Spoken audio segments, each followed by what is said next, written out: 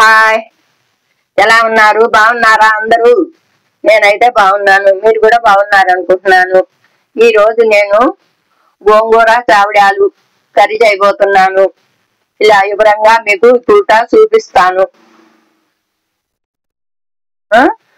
సరే అండి, ఇదిగోండి గోంగూర 2 కట్టలు తీసుకున్నానండి.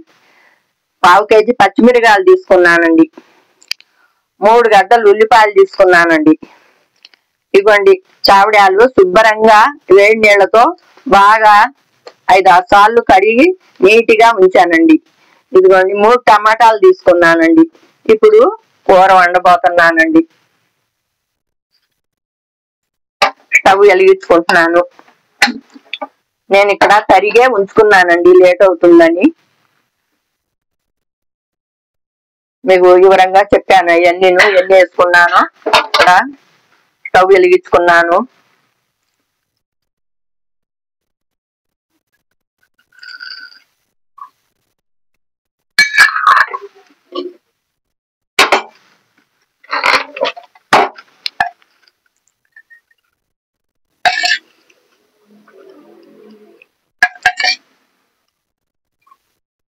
ఇదిగోండి నూనె పోసుకున్నాను కర్రీకి సరిపడగా.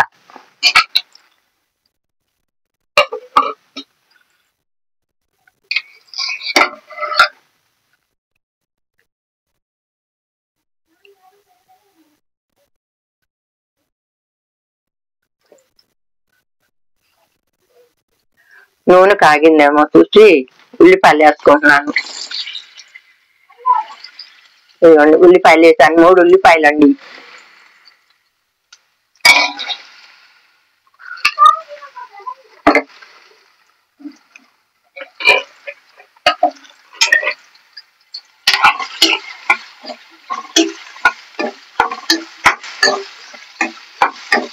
మూడు ఉల్లిపాయలు కూడా ఇలా చక్కగా కాసేపు నూనెలో మగ్గనివ్వాలండి ఉల్లిపాయల్ని.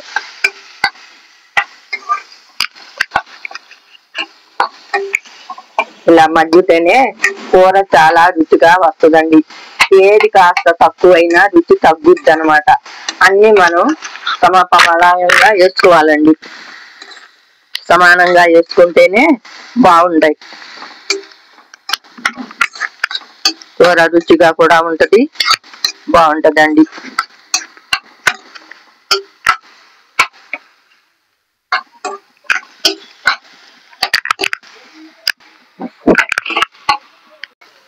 ఏగినాయి కదండి ఉల్లిపాయలు. ఇవ్వండి చేపలు వేసుకుంటున్నానండి. కడిగిన చేపలు 5-6 సార్లు కడిగినాను వేడి నీళ్లతో. శుభ్రంగా నీటిగాను వేసుకుంటున్నాను. ఇప్పుడు ఇలాగా ఇవి కూడా దోరగా కొంచెం వేగిపోవాలండి.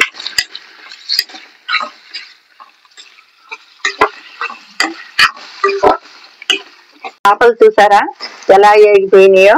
చావడాలు చక్కగా వేగిపోయినాయండి. ఇప్పుడు దీంట్లో నేను టమాటాలు వేసుకుంటున్నానండి. 3 టమాటాలు కోసుకున్నాను. 3 టమాటాలు వేసుకున్నాను.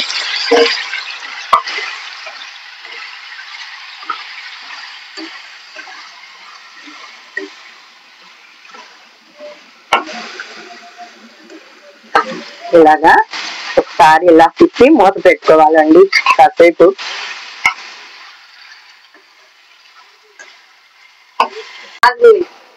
ఈ టమాటాలు, ఈ పచ్చిమిరపకాయలు, చేపలు శుభ్రంగా వేగిపోయినాయి కదండి. ఇప్పుడు మీకు కనిపిస్తున్నాయా? చూసారా? ఈ వంకాయ చూస్తా ఉండండి.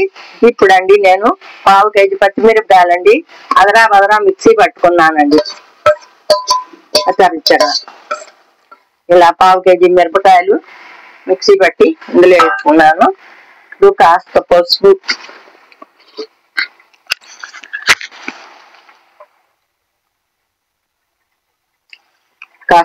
అండి.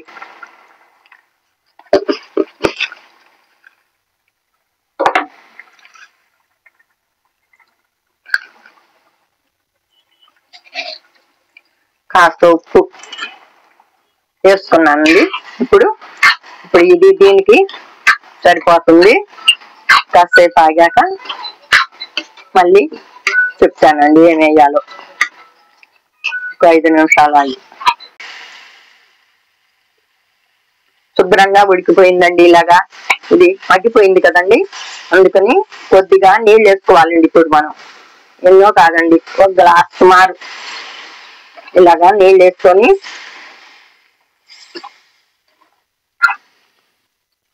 రండి.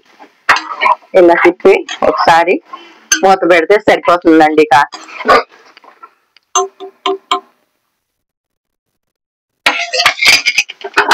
ఇలా మూత పెట్టుకుంటే కాసేపు సరిపోతుంది.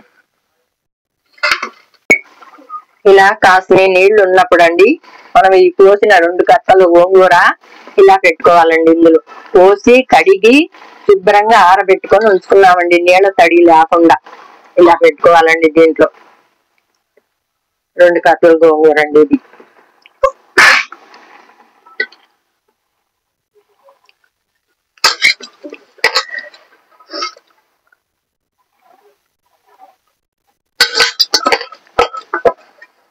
ఇలా పెట్టుకున్నాం కదండి, కాసేపు ఉంటే అయిపోద్దండి. ఒక 5 నిమిషాల్లో. సరే అండి, మూత పెట్టుకుందాం, రెడీ అయిపోద్ది.